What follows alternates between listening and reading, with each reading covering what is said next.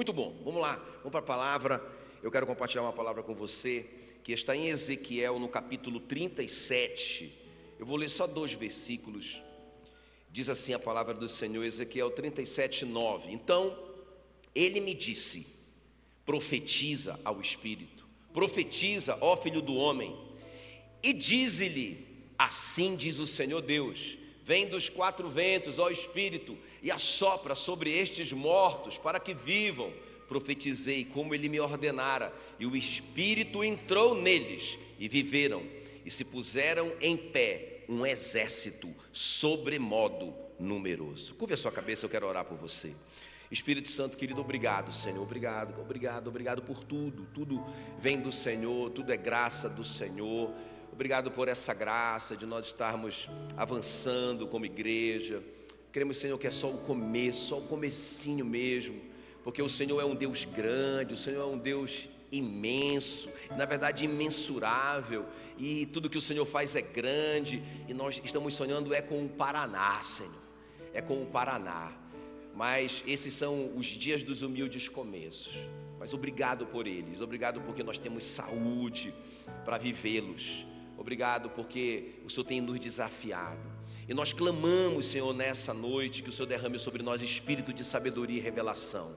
Ó Deus, que a Tua palavra faça em nós o que a Tua palavra fez aqui com o vale de ossos secos. Quando Ezequiel liberou a Tua palavra sobre aquele vale de ossos secos, se transformou num grande exército. Senhor, que a Tua palavra faça isso hoje à noite. Que a Tua palavra haja nessa noite sobre a igreja, sobre cada um, em nome de Jesus. Senhor, e como igreja, com a autoridade do nome de Jesus, nós proibimos nosso inimigo de atrapalhar, de trazer desânimo, de trazer dúvida, confusão, espírito de apatia. Proibimos, porque o Senhor nos deu autoridade para pisarmos em serpentes e escorpiões e em todo o poder do inimigo. Ele prometeu que nada nos causaria dano. Então, em nome de Jesus, que nós oramos, Senhor, nessa noite, e já te agradecemos. Amém, amém. Se você crê na sua oração, aplauda bem forte o nome de Jesus.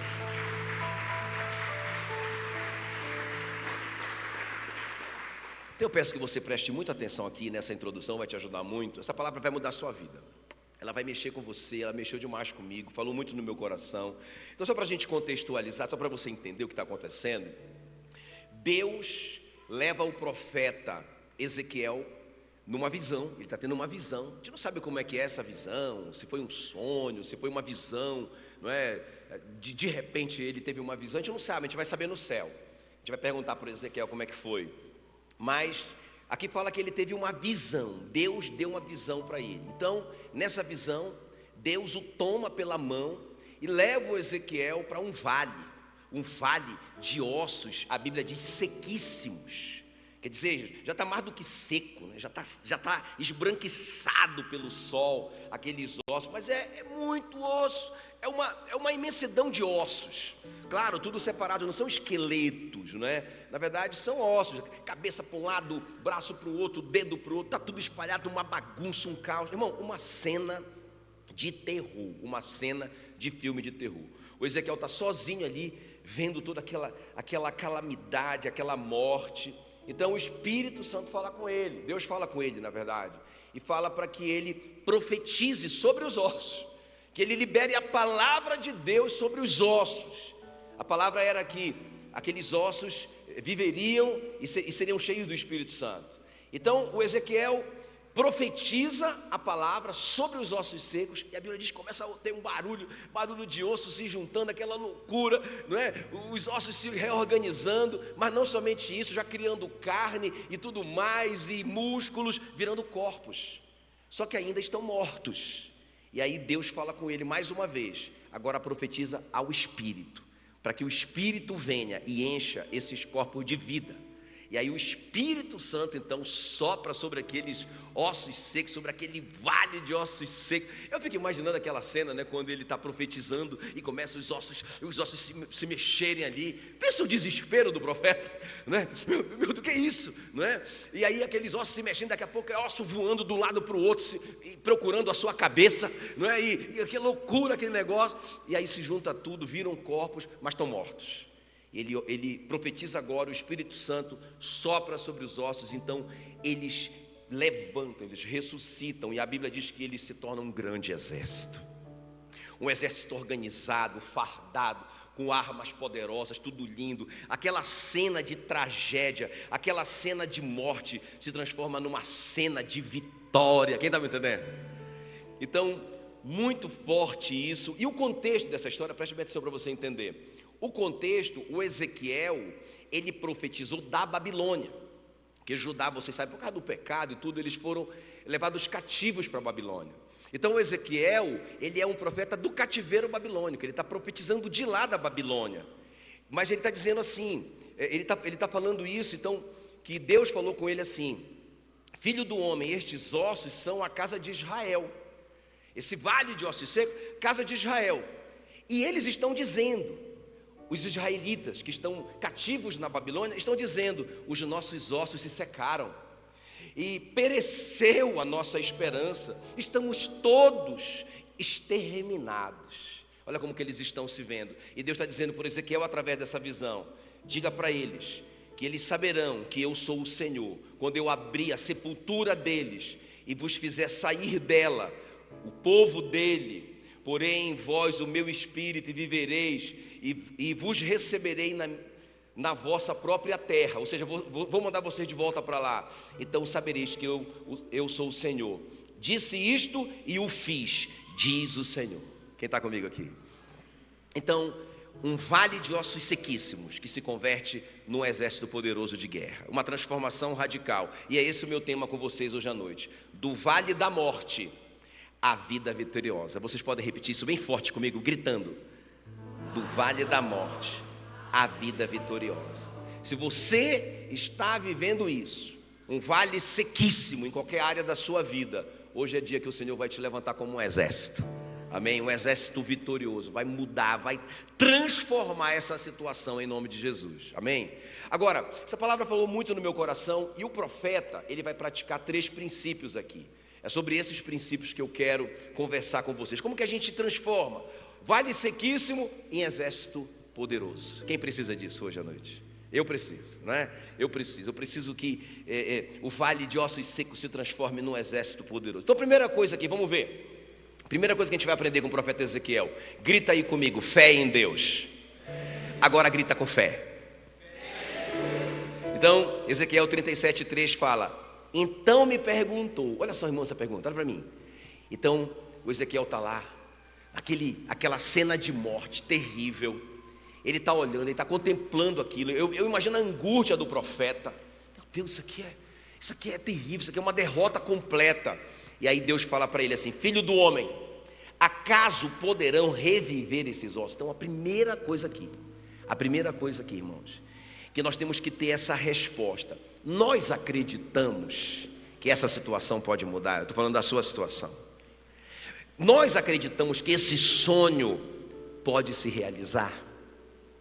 Nós acreditamos que pode haver uma mudança radical nessa história. Irmão, a primeira coisa, para começo de conversa, Deus faz essa pergunta para o Ezequiel: você acredita? Você acredita, Ezequiel? Então, irmão, diga assim: tudo começa pela fé. Tudo começa pela fé. Ele pergunta: poderão reviver esses ossos? E aí ele responde. Puxa, eu imagino o Ezequiel olhando para aquilo ali, para aquela tragédia, e as perguntas na cabeça dele: como que isso pode acontecer? Nós não estamos falando de gente morta, nós estamos falando de um monte de osso espalhado, não é? É por isso que a gente não pode pensar muito, irmãos. A gente só tem que crer, né? E ele diz: Senhor, tu sabes. Ele coloca na conta de Deus: tu sabes todas as coisas, tu podes todas as coisas, não há impossível para o Senhor. Amém, queridos? Então, a primeira coisa, nós precisamos dar essa resposta. A Bíblia diz que o justo viverá pela fé. Então presta atenção, porque muita gente lê esse versículo e fala assim: eu não sou justo, porque pensa assim: eu cometo pecado. O texto aqui é: justo é aquele que foi justificado pelo sangue de Jesus. Tem algum justificado aqui nessa noite? Então, uma das coisas que acontece quando nós somos justificados é o dom da fé. Já falei para você que todos nós temos fé. Romanos 12:3, uma porção de fé. Vocês já ouviram a Joyce Meyer falando uma coisa interessante? Que ela começou a malhar. Ela começou a malhar com mais de 70 anos. Ela começou a malhar já, né, na fase da maturidade, da melhor idade. Ela começou a malhar, e malhar sério. Acho que um dia ela estava sentadinha, não é? Numa reunião, aí ela passou a mão aqui e disse: meu Deus, eu estou com um caroço. Meu Deus do céu, e estava duro. Meu Deus, eu estou doente. Aí diz que ela passou na outra perna. Aí, está igual. Ah, é músculo. Mas aí depois ela falou assim: eles sempre estiveram lá. Eles sempre estiveram lá. Você tem músculo. A questão é que eles não são como os meus.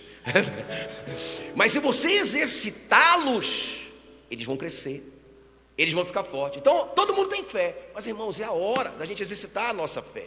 O justo vive pela fé. Então se o profeta ficasse fazendo conta, ficasse pensando na possibilidade, tentando entender como que seria, ele não acreditaria.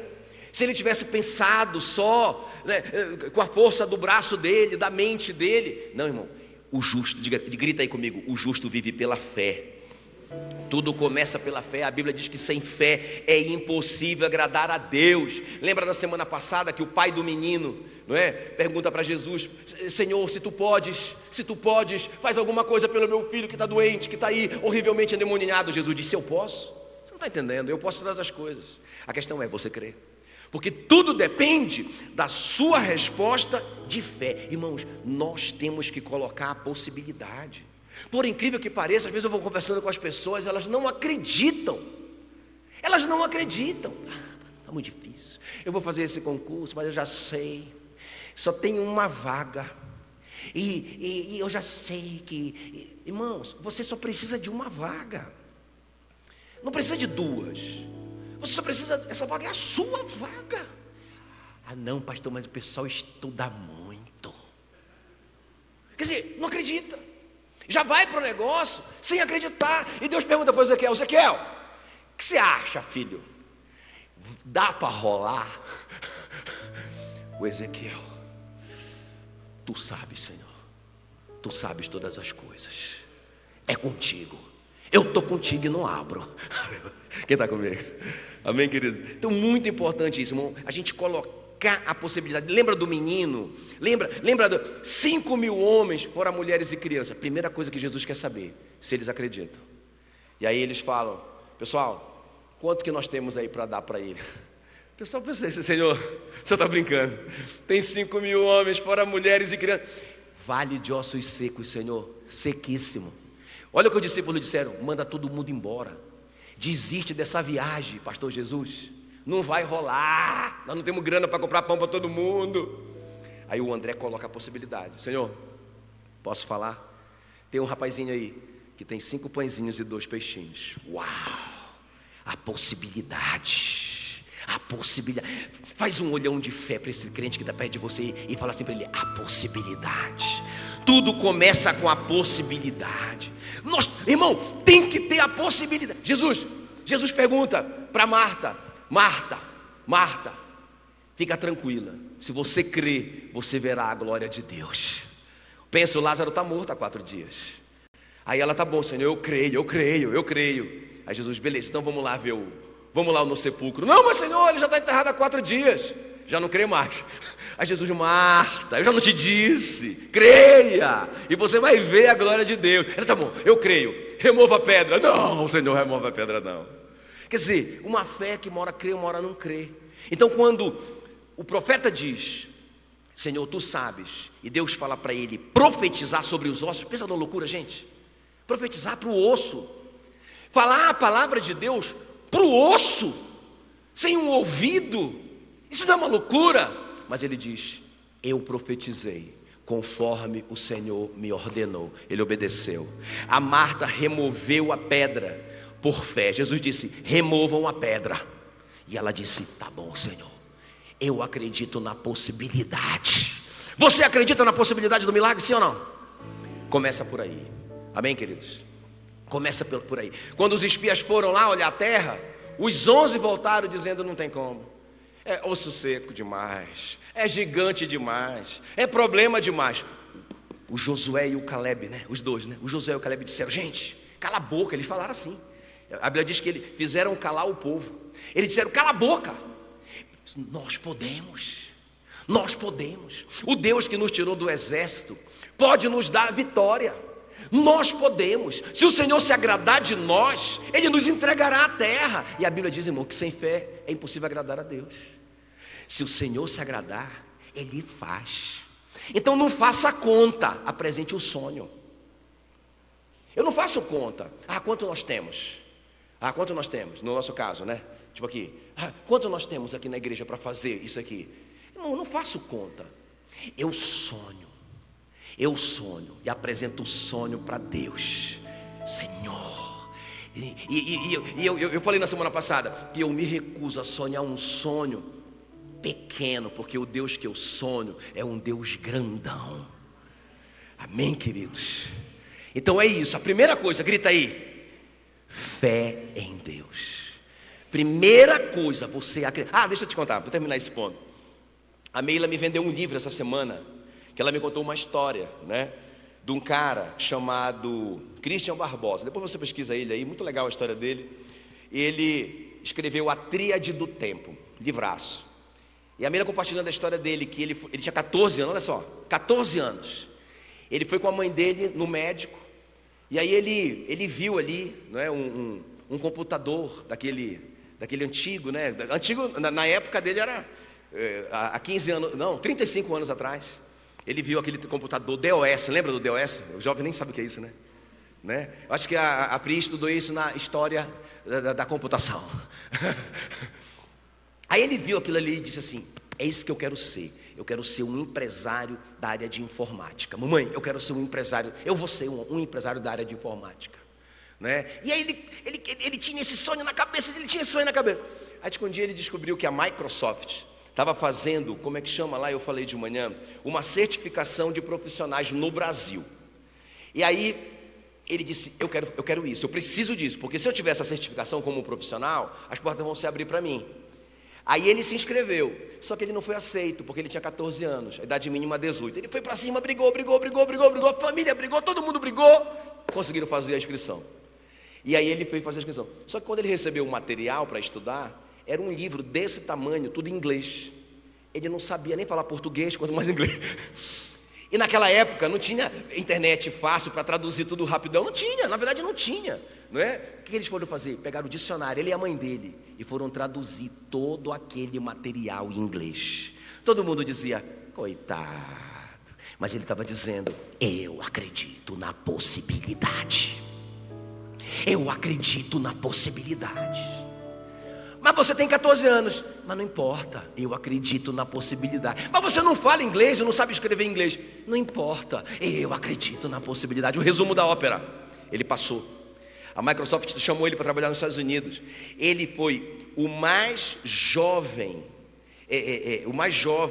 como é que chama? Certificado da Microsoft no mundo, na história da Microsoft, no mundo inteiro. Ele escreveu A Tríade do Tempo, e quem faz o prefácio é o Gustavo Gerbasi, que é um best-seller no Brasil. O cara é milionário. Ei, olha para mim. Você tem que crer na possibilidade. Por que não? Por que não você? Por que não você? Porque Deus não pode te usar para coisas grandes. Por que você não pode sonhar coisas grandes? Quem está me entendendo? Mas tem muito osso, tão sequíssimos. Não há impossível para Deus. Amém? Primeira coisa então, fé em Deus. A segunda coisa, que está ligado com isso, grita aí comigo: liberar a palavra. Grita aí: fé em Deus. Grita aí: liberar a palavra. Irmãos, eu acho tão legal isso aqui. Vocês estão muito de parabéns. Isso aqui ajuda demais. Vocês estão muito de parabéns, né? Não é bacana assim, acompanhando e tal? Muito legal. Grita aí: liberar a palavra. Olha o que diz Ezequiel 37:4. Disse-me o Senhor então, disse-me ele: profetiza a esses ossos e dize-lhes: ossos secos, ouvi a palavra do Senhor. Então presta atenção, é o que eu vou te falar agora, anota aí. Nunca mais esqueça o que eu vou te falar. A primeira coisa que Deus vai querer de você é se você crê na possibilidade. A primeira coisa que Ele quer saber é se você crê nele. Vale de ossos secos, gigante, não sei o que lá. Você crê?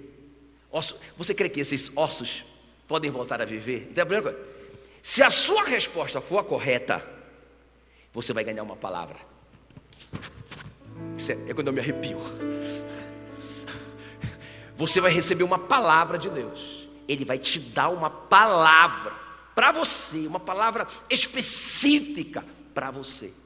Ele vai te dar uma palavra. E ele deu essa palavra para o Ezequiel. Então qual que é a palavra que ele dá para o Ezequiel?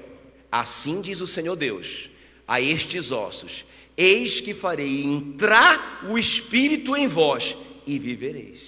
Então quando o Ezequiel responde com fé, ele coloca a possibilidade do milagre, Deus diz uau, e dá para ele de presente uma palavra.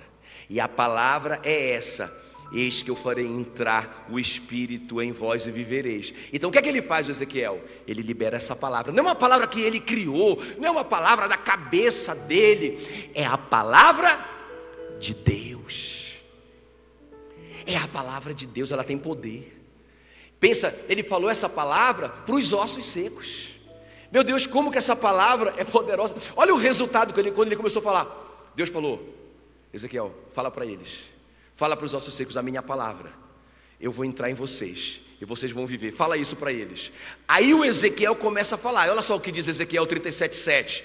Então profetizei, segundo me fora ordenado.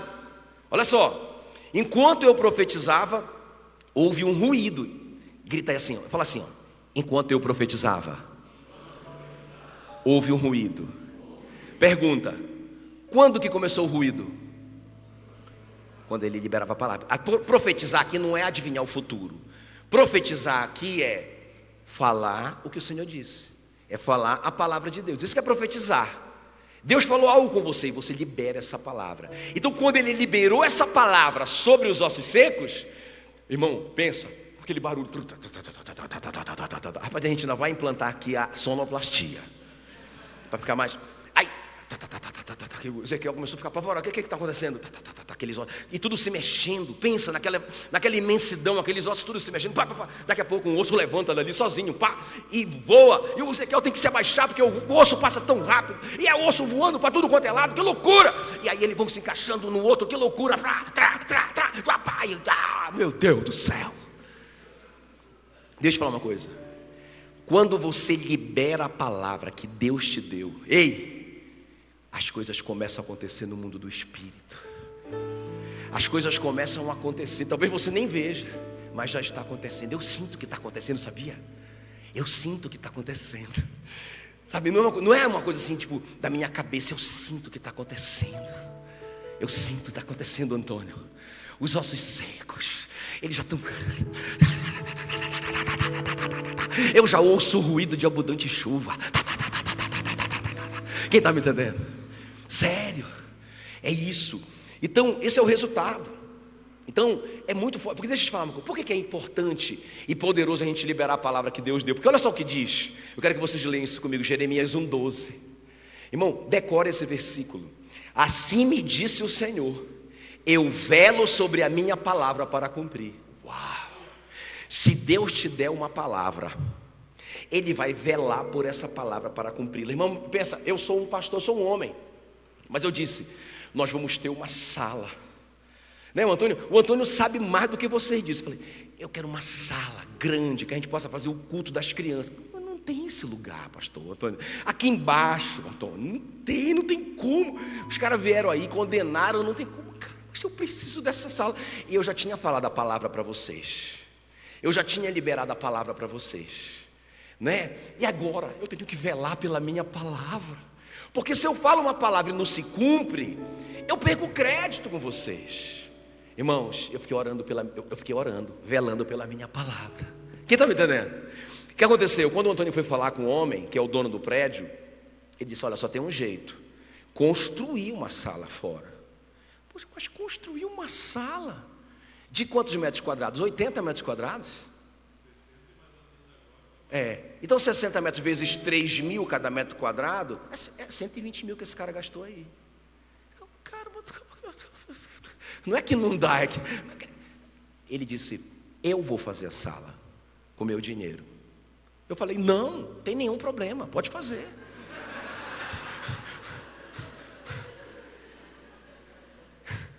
Agora, se eu que sou eu, velo pela minha palavra, eu fico desesperado com a palavra que eu liberei, irmão, Deus, quando Ele fala uma coisa para você, eu não sei se vocês estão entendendo, Ele vai cumprir. Ele vai cumprir. Ele vai cumprir. Por isso que nós temos que liberar o que Ele disse, a palavra que Ele disse. A Bíblia diz, olha só, escuta bem, a Bíblia diz, lá em Hebreus 4, 12, fala assim mesmo, que a palavra é viva e eficaz. Não é? Já viu lá? Hebreus 4,12, ela é viva e eficaz, ela é como uma espada de 2 gumes, que penetra até o ponto de separar a alma do espírito, juntas e medulas, é apta para discernir. Como assim? Ela é viva e eficaz e ela é apta para discernir? Como assim? É porque a palavra é uma pessoa. A palavra é uma pessoa, está lá em João 1,1, no princípio era a palavra estava com Deus, a palavra era Deus. Lá em Apocalipse, fala que ele se chama... Apocalipse fala que ele se chama a palavra de Deus. Apocalipse 19:13. Só para você anotar. Ele se chama. Então veja bem. Quando você libera a palavra que Deus te deu, quem está entendendo que você está liberando Jesus sobre aquela situação? A palavra é uma pessoa. É por isso que a Bíblia diz que o Evangelho é o poder de Deus para a salvação de todo aquele que crê. Irmãos, a palavra na nossa boca, a palavra que Deus colocou na nossa boca é poderosa. O profeta Isaías diz assim, que assim como a chuva cai e para o céu não torna, sem antes cumprir o propósito dela. Isaías 55:11. Assim é a palavra que sai da minha boca. Ela não volta para mim vazia, sem antes cumprir o propósito para o qual eu enviei. Escuta bem, é interessante isso, né? Porque você sabe que a chuva que cai, é a mesma chuva que evapora, é a mesma chuva que condensa, é a mesma chuva que precipita de novo, é a mesma água. Não tem uma nova água. Só que o Isaías falou isso 700 anos antes da cruz, ou seja, aproximadamente há quase 3.000 anos atrás. Ele disse isso, é uma revelação que é moderno para nós, né? Os cientistas já descobriram há pouco tempo, né? Que na natureza nada se cria, nada se perde, tudo se transforma, é a mesma água, olha só. E ele disse assim, olha, assim é a palavra de Deus.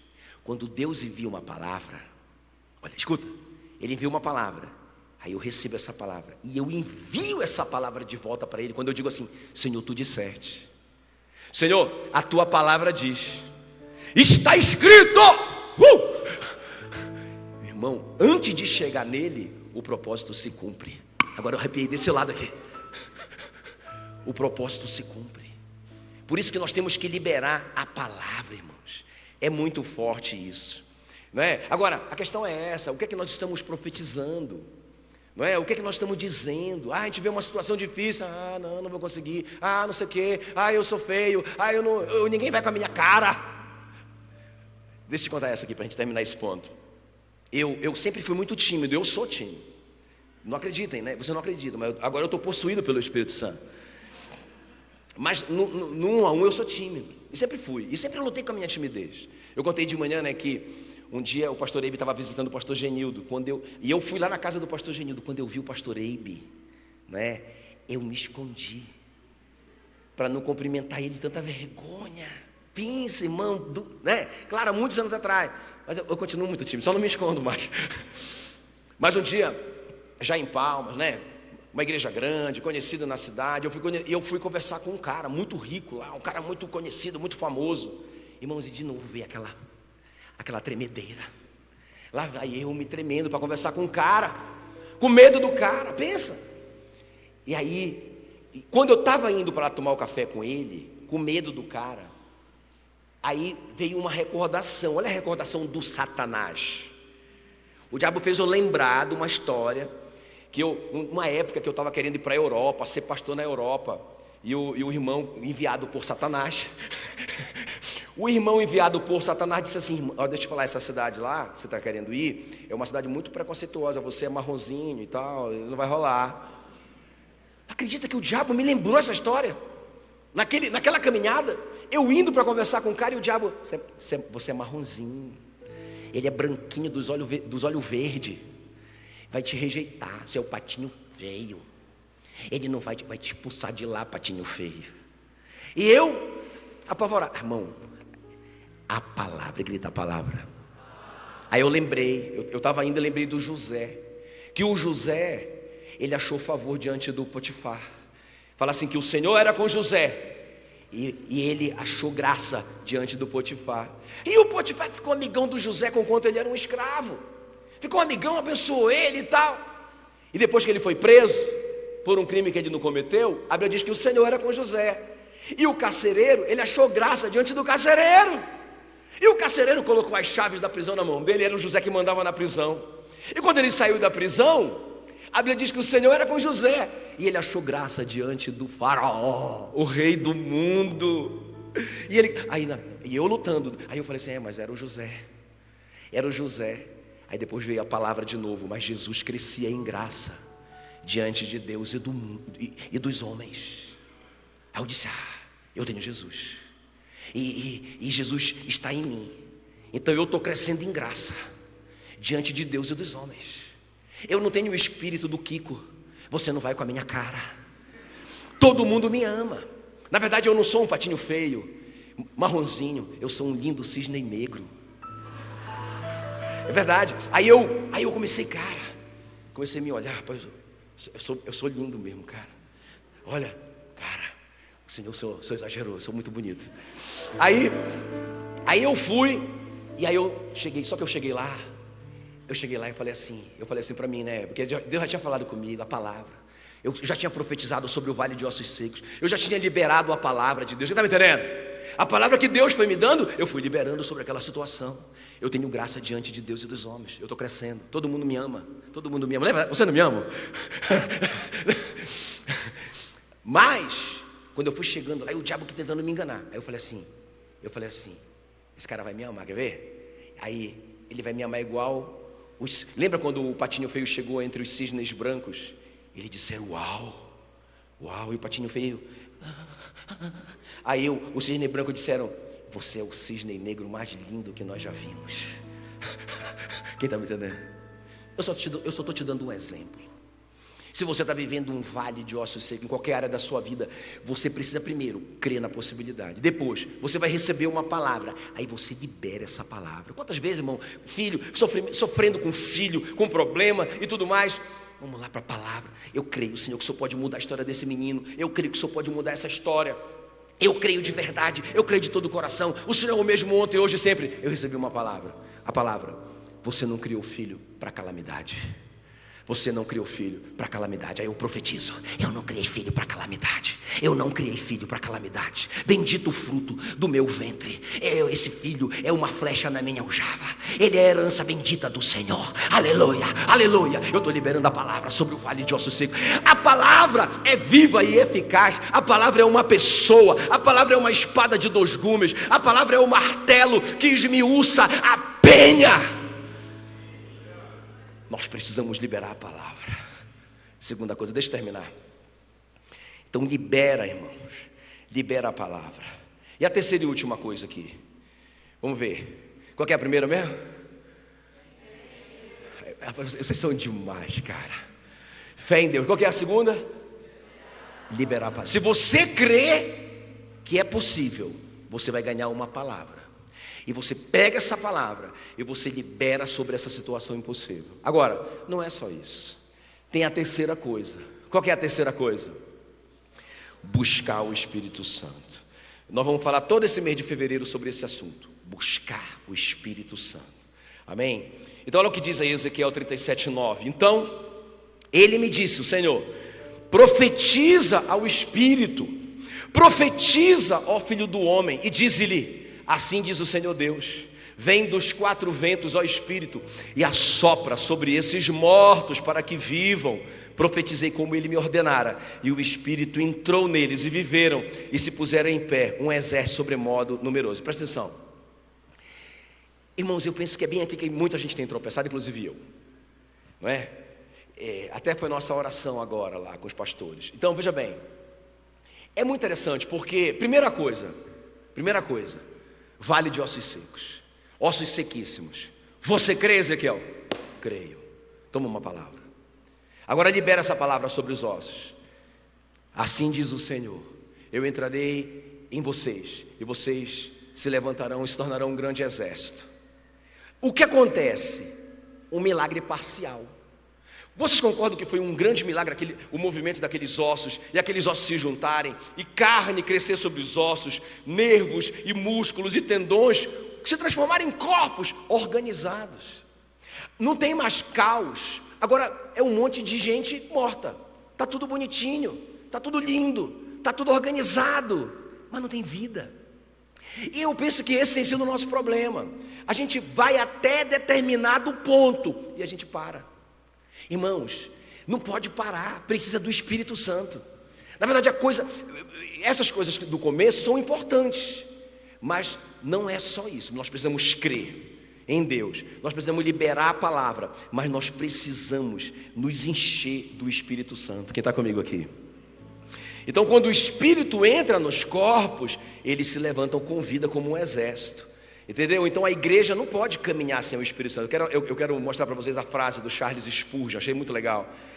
Ele fala assim: é mais fácil acreditar que um leão pode se tornar vegetariano do que uma pessoa possa ser salva sem o poder do Espírito Santo.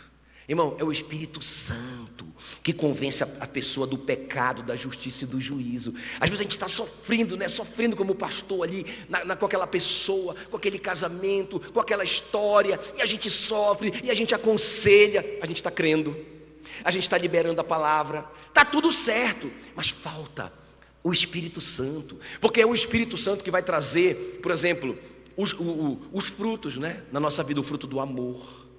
Que a gente vê, né, os irmãos, não aqui é igreja amorosa demais, mas por aí eu vejo irmão falando mal de irmão se dividindo contra o irmão, não é? A divisão é fruto da carne, é obra da carne, não é fruto do Espírito Santo, entende? Então, quando não tem o Espírito Santo, divisão, maledicência, confusão, mentira, impureza, fruto da carne, obra da carne, impureza, pecado, vícios. Mas quando a igreja está cheia do Espírito Santo, o Espírito Santo convence a igreja do pecado, da justiça e do juízo. Tem alguém me entendendo aqui? Nós precisamos, irmãos, nos encher do Espírito Santo. Quer ver? Lá no começo, lá no Gênesis, a Bíblia diz que a terra era sem forma e vazia. Havia trevas sobre a face do abismo, um caos, vale de ossos secos. Mas a Bíblia diz que o Espírito Santo pairava sobre a face das águas. Então o Espírito Santo estava lá. O Espírito Santo estava lá. Mas não aconteceu nada. Não aconteceu o milagre da criação. Quando que aconteceu o milagre da criação? Quando Deus disse: haja luz. Então a palavra, quando ela se une ao Espírito Santo, ela produz vida. Diga glória a Deus. Então beleza, nós estamos indo no caminho certo. Nós cremos, nós estamos liberando a palavra, mas nós precisamos ser cheios do Espírito Santo, sabe, para que aconteça a explosão de poder. Aleluia. Quem está me entendendo? Amém, queridos? Nós precisamos ser cheios do Espírito Santo, não é? Uma das figuras, deixa eu terminar com isso, uma das figuras do Espírito Santo na Bíblia é o fogo. A Bíblia diz, né, que o João falou assim: aquele que virá depois de mim batizará vocês com o Espírito Santo e com fogo. E o próprio Jesus disse: eu vim para lançar fogo sobre a terra, e bem quisera que ela já estivesse a arder. Então é vontade de Deus que a terra já estivesse a arder. Lá em Pentecoste desceram línguas de fogo sobre cada crente naquela reunião. Fogo, diga fogo. E eu estava pensando sobre o fogo. Por que o Espírito Santo é comparado com fogo? Por que nós precisamos tanto desse fogo do Espírito Santo? Porque o fogo purifica, não é? O fogo purifica. Você tira o ouro, ele está misturado com um monte de impureza, com um monte de metais. Você coloca o ouro no fogo. Quanto mais fogo, mais o ouro é puro. E quanto mais o ouro é puro, mais valor ele tem. Fogo purifica. Sabe, irmãos, nós precisamos do Espírito Santo para ele mostrar o pecado em nós, para ele nos purificar, para ele não apenas nos perdoar, mas nos purificar de toda injustiça. Quem está comigo aqui, ó? Grita aí: o fogo purifica. Diga: o Espírito Santo purifica. Outra coisa que o Espírito Santo é comparado com fogo, porque o fogo ilumina, sim ou não? Lá no tabernáculo tinha o candelabro. Ele tinha 7 lâmpadas acesas constantemente. Por quê? Porque não tinha luz lá dentro. Não tinha uma luz para o sacerdote apertar e ligar. Então, o candelabro iluminava o tabernáculo para que o sacerdote pudesse fazer a obra de Deus ali. Nós precisamos do fogo do Espírito Santo para iluminar. Olha só o que diz João 16:13. Quando vier o Espírito da verdade, ele vos guiará em toda a verdade. Ei, olha para mim. Nós precisamos do Espírito Santo para nos purificar. Mas nós precisamos do Espírito Santo muito, ser cheio do Espírito Santo para ele nos guiar. Eu vejo muito crente tomando um monte de decisão errada em várias áreas da sua vida. Por isso que eles estão enrolados às vezes, até na área financeira, porque falta essa conexão com o Espírito Santo. Ah, mas pastor, todo mundo tem o Espírito Santo. É verdade, todo mundo tem o Espírito Santo residente quando nós aceitamos Jesus. Mas eu estou falando sobre ter o Espírito Santo presidente, ele governando a nossa vida, ele mandando em nós. É isso que nós estamos precisando. Quem está comigo aqui, ó? Outra coisa, o fogo fala de paixão, não fala? Um casamento frio significa o quê? O que se vê? Casamento frio. Casamento está cheio do fogo. O que significa? Nem vou explicar muito porque os jovens estão aqui. Então, nós precisamos do Espírito Santo por causa da paixão. A Bíblia diz: sede fervorosos no Espírito, servindo ao Senhor. Quem está me entendendo aqui? Irmão, quando nós estamos cheios do Espírito Santo, nós somos apaixonados por Jesus. Eu estava falando de manhã que eu não consigo entender. O cara é crente, mas assim, claro, tem algumas situações que são explicáveis, claro, trabalho, alguma coisa assim. Mas assim, não vou para a igreja, por quê? Porque eu nem vou falar assim as desculpas que eu ouço, porque eu falo assim: pô, senti tua falta. O cara me dá uma desculpa que eu nem vou falar, porque aí você vai saber que foi você, né? E eu não quero te expor, mas aí eu vou falar assim, que o cara fala uma coisa do tipo assim: rapaz, eu não fui, porque o Flamengo foi campeão em 1980. Sabe uma desculpa assim, que não tem nada, nem pé nem cabeça, né? Entendi. Mas se fosse para receber 10 mil aqui na igreja, o irmão tem que te pagar, fala assim: rapaz, eu só consigo te pagar hoje. Tu tem que participar do culto, porque eu só consigo te pagar depois do culto. Eu não sei se eu vou chegar 6 ou 8. Então vem 6, participa do culto, eu te pago ou no começo ou no final. Quanto que é? 10 mil? Eu vou. Ah, mas tem um parente em casa, não sei o quê. Fica aqui, miserável, que eu vou lá pegar meus 10 mil. Não era assim. Ah, não, para a igreja não. Para a igreja não. Eu não posso. Hoje está com cara de que vai chover amanhã. Não vou. Para mim, irmãos, isso é falta de paixão. Eu lembro quando eu ia para a casa da Meila, que eu tinha que ficar lá no máximo até 10 horas da noite, apaixonado. E aí eu já saía do trabalho, quase, já chegava tarde lá, já tinha pouco tempo. Irmão, pensa se alguma coisa me tiraria daquele encontro. Quem está me entendendo? Diga fogo. Fogo. 9h40, 9h45, meu Deus. 10 horas, tem que ir embora. Um dia eu disse: eu não vou mais embora. Eu quero casar com você. Eu vou te levar comigo. Amém, queridos? E por último, o Espírito, nós precisamos do Espírito Santo, porque ele, grita aí, purifica, ele ilumina, ele traz paixão, e grita aí, ele transforma. O Espírito Santo transforma. Recebereis poder ao descer sobre vós o Espírito Santo. Eu lembrei hoje de manhã que a gente tem lá no Pará uma comida que eu amo demais, né? Talvez uma das comidas que eu mais gosto. Chama maniçoba. Quem conhece a maniçoba? Ah, falei com uma paraense. Aí a maniçoba, ela é feita de uma folha que ela é venenosa. Se você comer aquela folha, ou se você cozinhar aquela folha por menos tempo, você pode morrer, não é? Então, você tem que deixar ela pelo menos ali 7 dias. Cozinha. Olha o poder do fogo transformador. Transforma aquela folha venenosa na comida mais saborosa do mundo. E aí aquele negócio fica ali por 7 dias. E aí depois mistura com os ingredientes da feijoada. Isso aqui é água na boca. Meu Deus. Diga assim: o fogo transforma. Mas o fogo, para vocês não falarem que eu só estou falando do Pará, né? O fogo também transforma milho quebradinho em quirera. Eu amei a quirera. É um milagre. Como que pode aquele milho duro virar aquele negócio bom? Não é? Tem que comer uma quirera, viu, Roosevelt, né? Já comeu a quirera? Comi, maranhense, tem que comer a quirera.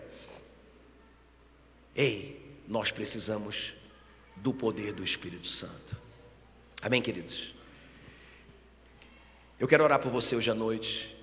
Nós vamos invocar, né? Pode vir o Ministério de Louvor. Nós vamos invocar o Espírito Santo. Nós queremos ser cheios do Espírito Santo, não é? Amém, queridos? Você pode ficar em pé no seu lugar, em nome de Jesus. Por favor, não distraia. Vamos concluir aqui. Ah, pastor, essa palavra falou comigo. Eu estou num vale de ossos secos, em determinada área da minha vida. Para onde eu olho, eu vejo morte, eu vejo destruição, não vejo solução. Impossível na minha cabeça. Mas eu entendi a palavra. Eu preciso acreditar, eu preciso ver a possibilidade.